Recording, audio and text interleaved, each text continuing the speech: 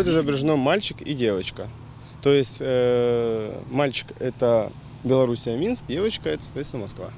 Откуда вот это само изображение? Вы откуда-то взяли? Разрабатывались совместно с дизайнерами Новотекарт компании. То есть принимались решения, правки вносились, и вот как бы конечный итог вы будете видеть на стене.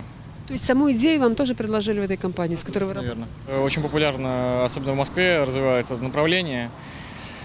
И достаточно много работ появляется. То есть в этом году тоже очень будет много работ. То есть как коммерческих, так и некоммерческих, я считаю.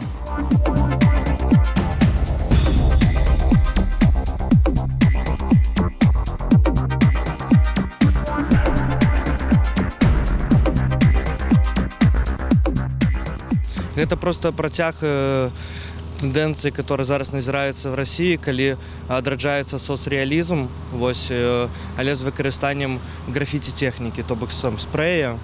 Давно уже мы планавалі для Urban Myths. Там нават ёсць мастак з Татарстана, который выбраў эту сценку і пад яе маляваў эскіз. Кубік просто выходзіць в спіс адзін з адных з лепшых вулічных мастакоў света. Ён мусіў маляваць на гэтай сцяне. Мы планавалі, але ў нас з фінансаваннем зараз праблемы, то бок няма бюджэта.